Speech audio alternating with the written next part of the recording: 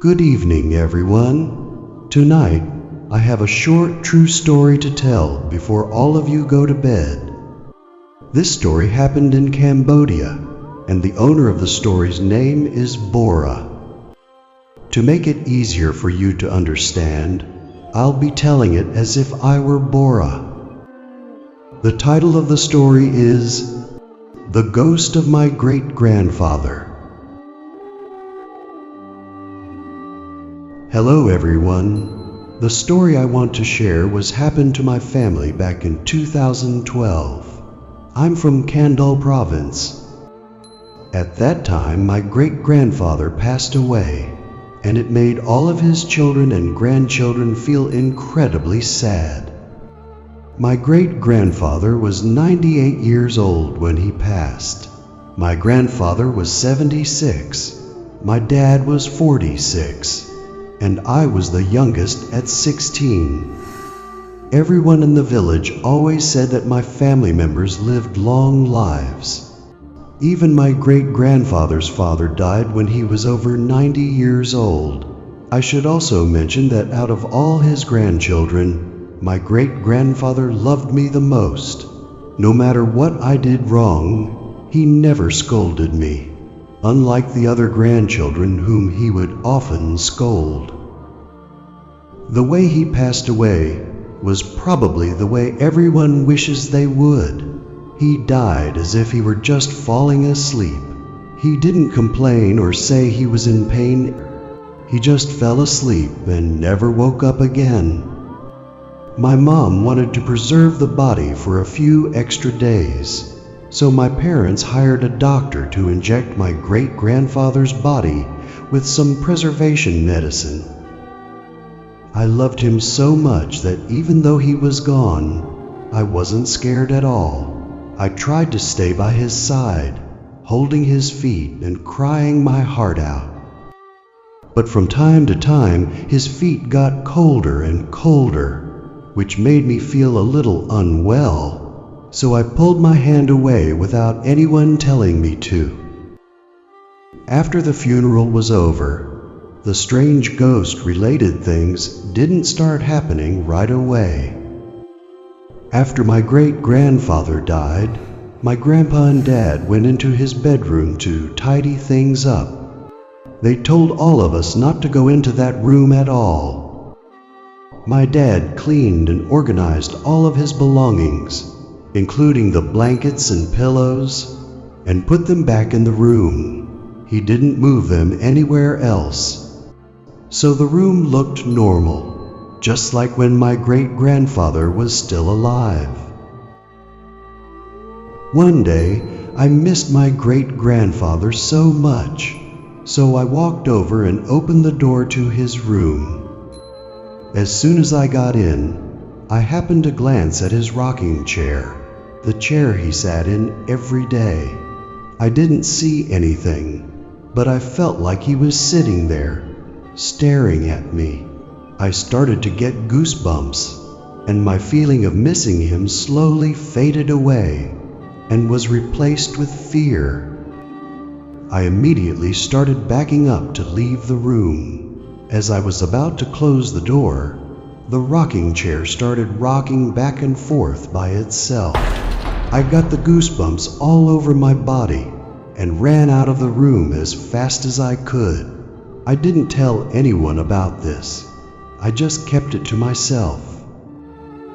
My two older brothers slept on the first floor, right next to my great-grandfather's room. About 3 days after he passed, I saw them gathering their blankets and pillows to set up a new place to sleep downstairs. My mom asked them why they moved downstairs, and my brothers said that they hadn't been able to sleep lately, so they wanted to try sleeping downstairs for a change. My parents didn't ask any more questions. But because of what happened to me in my great-grandfather's room, I didn't believe them. So one day, I asked my brothers what the real reason was for them moving downstairs. Both of them said the same thing. After our great-grandfather passed away, they would hear him coughing almost every night. Sometimes they would hear his rocking chair moving. Other nights, they would hear someone knocking on the wall. They weren't sure who it was, but they guessed it could only be the ghost of our great-grandfather. Because of all the noises, they decided to sleep downstairs. One night, as I was about to go to bed, I saw my dad and Grandpa sitting in front of the house and talking. I decided to go out and sit with them. I just happened to look up at my great-grandfather's room and saw that there was a light on inside. I was really surprised because I knew for sure no one had gone into that room. So why was the light on? At that time, I wanted to ask my dad about it, but the light suddenly turned off on its own. Seeing that made me so scared that I ran back inside without saying a word. The next morning, I decided to ask my dad about my great-grandfather's room, because he and my grandpa were the ones who cleaned it the most. My dad said he'd seen the light turn on by itself frequently, but nothing else had ever happened. Sometime later, my dad had another strange experience, and this one was even weirder than the other times. One day, my siblings and I weren't home. My mom was at the market, and my grandpa had gone to a coffee shop with his friends. So my dad was the only one at home. At around 9 a.m., he suddenly heard a man's voice from the front of the house yelling, "I've brought the things." It was the voice of a motorcycle taxi driver my mom had hired to bring some groceries to my dad to cook, because she hadn't finished shopping yet. My dad was in the back of the house when he heard the voice and started to walk to the front. Before he even got there, he saw the motorcycle taxi driver looking up at the veranda. He even put his hands together and said, "Goodbye, Grandpa." Hearing that gave my dad goosebumps. He stopped in his tracks and waited for the driver to leave before he went to get the groceries. When he went to get the groceries, he also looked up, but he didn't see anything. But he knew the taxi driver had definitely seen my great-grandfather. My dad wasn't scared. He just had goosebumps.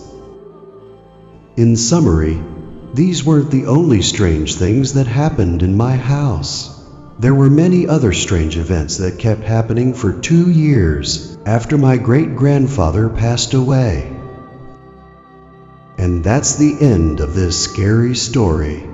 Thank you everyone for listening. Goodbye, and I'll see you in the next video.